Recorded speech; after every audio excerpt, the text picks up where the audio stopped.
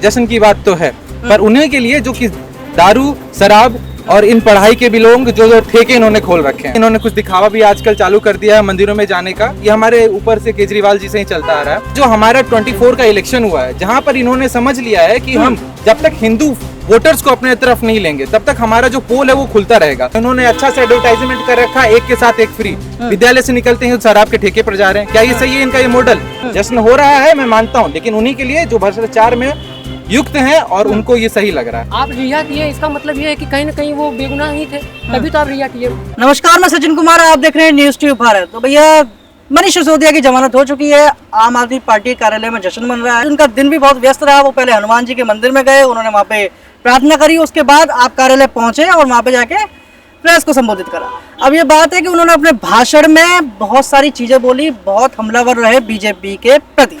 उन्होंने तमाम तरह के आरोप बीजेपी में बन दिए कि भैया इनका तो यही सिस्टम है कि नेताओं को फंसाते हैं विपक्ष के और उनको जेल में डालते हैं। केजरीवाल को जेल में डाला, मनीष सिसोदिया को जेल में डाला, सत्येंद्र जैन को जेल में डाला और जो संजय सिंह उनको भी जेल में डाला। तो बात यह है कि क्या जो ईडी और सीबीआई का इस्तेमाल खाली विपक्ष को घेरने के लिए हो रहा है, जैसे सुप्रीम कोर्ट ने भी टिप्पणी करी है। तो बात करेंगे यहाँ पर। नाम बताइए। जी, मेरा नाम वंदे महिपाल है और मैं बिहार से हूँ। जी, आप यहीं पे हमारी पढ़ाई भी चल रही है। और आपने बोला जी मनीष सिसोदिया के बारे में, जश्न की बात तो है, पर उन्हीं के लिए जो कि दारू, शराब और इन पढ़ाई के भी लोग जो ठेके इन्होंने खोल रखे हैं।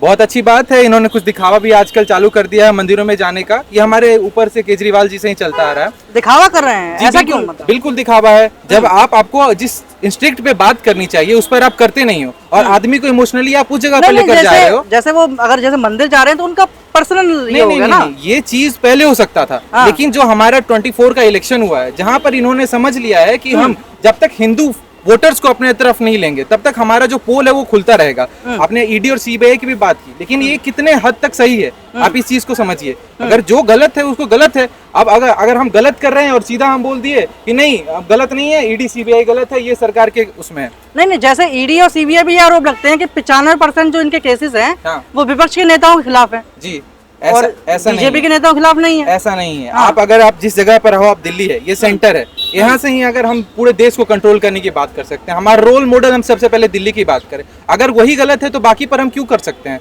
यहीं आप बोल रहे हो कि एजुकेशन सही है और इनका जो बाकी जो मॉडल है, दारू वाला मॉडल अभी हमारा चला है, इनका एक के साथ एक फ्री, क्या ये सही है?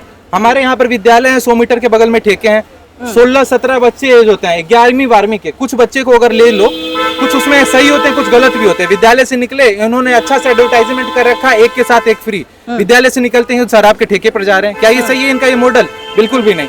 और इन्होंने अपने चुनावी देव के लिए ये अलग अलग जो स्कैम्स किए हैं, क्यों हमें पैसे मिलेंगे, हमको जीतेंगे, ये तो मेरे हिसाब से तो ईडी और सीबीआई, मैं मानता हूँ कुछ जगहों पर गलत हो सकता है, क्योंकि अगर हाईवे भी बनता है तो पूरा सही नहीं होता, कुछ गड्ढे हर जगह होते हैं, तो हो सकता है वो कहीं कहीं गलत हो। लेकिन मेरा मानना ये नहीं कि वो 100% गलत है और ये मनीष सिसोदिया सही है। मेरा तो मानना है कि गलत के साथ गलत हो रहा है और सही के साथ सही।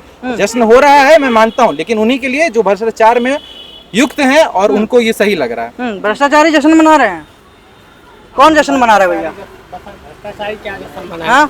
मुझे तो नहीं लगता भ्रष्टाचारी जश्न क्या होता है। एक्चुअली अब देखो, अब उन नेताओं का अलग अलग उनका प्रक्रिया है। अब मनीष सिसोदिया खुले हैं, वो अपना रिव्यू दिए, उन्होंने विपक्ष का, हर नेता का एक ही काम होता है कि अपने विपक्ष को किसी तरह के उसको गलत ठहराया जाए। मनीष सिसोदिया जी भी निकले हैं, उन्होंने भी इस चीज़ों को किया, विपक्ष को घेरा है और उनके भी जो गलतियाँ वो भी निकाले। अब कितना सच है कितना झूठ है ये चीजें तो तभी पता चलेगा जब इसका और भी जांच हो।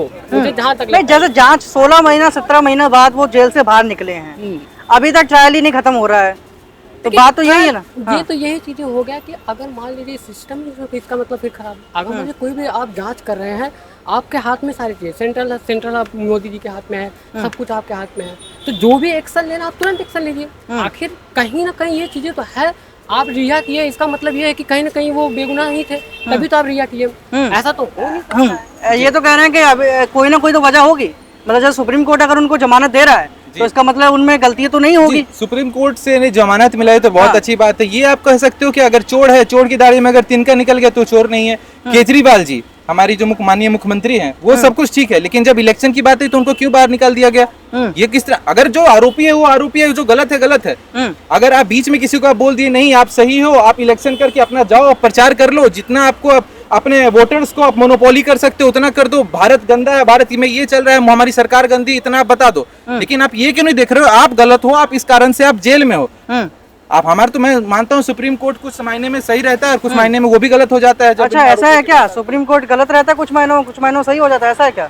नहीं ऐसा नहीं है। हाँ जहाँ तक लगता है कि अगर हो कि अगर सुप्रीम कोर्ट किसी को गलत ठहरा रहा है या फिर किसी को ऐसा तो है नहीं कि सुप्रीम कोर्ट जो भी एक्शन लेता है वो हर एक फैक्ट और मतलब उसके प्रूफ पे होता है कि भाई ये चीजें फैक्ट है, इस वजह को देखकर फिर देखो उनको जमानत दिया जाता है। अब ऐसा तो है नहीं, क्योंकि हमारे जो सुप्रीम कोर्ट है वो हमेशा यही चीज देखता है कि कितना मतलब गलत है और कितना सही है।